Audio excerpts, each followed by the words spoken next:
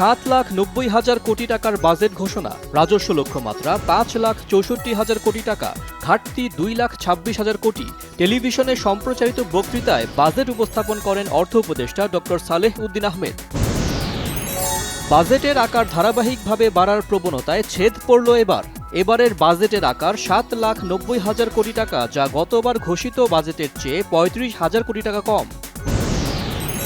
2025-26 অর্থ বছরের প্রস্তাবিত বাজেটে দাম কমতে পারে চাল, ডাল, আটা, লবণ, চিনি, ভোজ্য তেলের দাম। বাড়তে পারে মোবাইল ফোন, প্লাস্টিকের তৈজসপত্র, ওয়াশিং মেশিন, ব্লেন্ডার, প্রসাধনী ও ব্লেডের মতো পণ্যের দাম।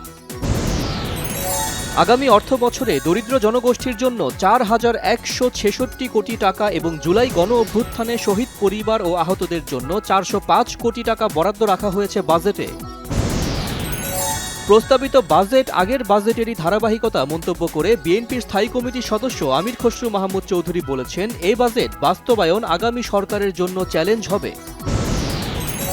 প্রধান উপদেষ্টা ডক্টর মোহাম্মদ ইউনূস বলেছেন, বিভক্তির জন্য নয়, দেশের স্বার্থে ঐক্যবদ্ধ হবার জন্যই রাজনীতি। দেশের উন্নতি ও মঙ্গলের জন্য সবাইকে ঐক্যবদ্ধ থাকার আহ্বান।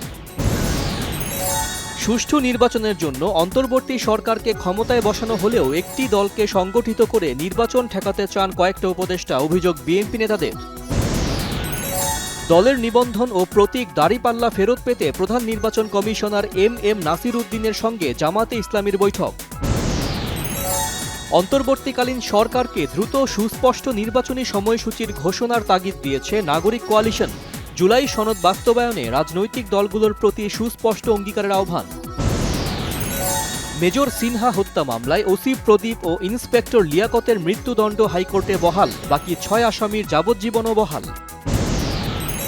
সরকারি চাকরি সংশোধন অধ্যাদেশ বাতিলের দাবিতে সচিবালয়ে আজও বিক্ষোভ, তথ্য ও সম্প্রচার এবং স্থানীয় সরকার উপদেষ্টা বরাবর স্মারকলিপি। আজও অচল নগর ভবন, ইশরাক হোসেনকে মেয়রের দায়িত্ব বুঝিয়ে না দেয়ায় সংবিধান লঙ্ঘনের দায়ে উপদেষ্টা আসিফ মাহমুদের পদত্যাগ দাবি। বাংলাদেশ মেডিকেল বিশ্ববিদ্যালয়ে MSMD সহ সকল পোস্ট গ্র্যাজুয়েশন পরীক্ষায় সেগমেন্টাল পাস বাস্তবায়নে দীর্ঘদিন ধরে আন্দোলনে শিক্ষার্থীরা, এ পদ্ধতি না থাকায় ভোগান্তি পোহাচ্ছেন তারা। জমতে শুরু করেছে কোরবানির পশুর হাটগুলো। দেশের বিভিন্ন অঞ্চল থেকে খামারি ও ব্যাপারীরা পশু নিয়ে আসতে শুরু করেছেন রাজধানীতে।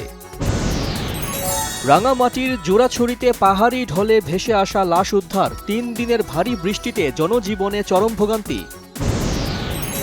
ভারী বৃষ্টিতে বিপর্যস্ত আসাম, মেঘালয়, মণিপুর, সিকিম, মিজোরাম সহ ভারতের উত্তর পূর্বাঞ্চল। এতে বন্যা ও ভূমিধসে 48 ঘণ্টায় প্রাণহানি হয়েছে 3 সেনাসহ অন্তত 34 জনের। যুক্তরাষ্ট্রের কলোরাডো অঙ্গরাজ্যে ইসরায়েলের সমর্থনে আয়োজিত মিছিলে পেট্রোল বোমা হামলায় 6 জন দগ্ধ। ভুটান ও সিঙ্গাপুর ম্যাচ সামনে রেখে ঢাকায় ফিরেছেন ইংল্যান্ড প্রবাসী ফুটবলার হামজা চৌধুরী। বিমানবন্দর থেকে সরাসরি যোগ দিয়েছেন টিমের সাথে। পিএসজির প্রথম চ্যাম্পিয়ন্স লিগ শিরোপা জয়ে অসামান্য অবদান রাখার স্বীকৃতি পেয়েছেন উসমান দেমবেলে। আসরের সেরা খেলোয়াড় হয়েছেন ফরাসি ফরোয়ার্ড।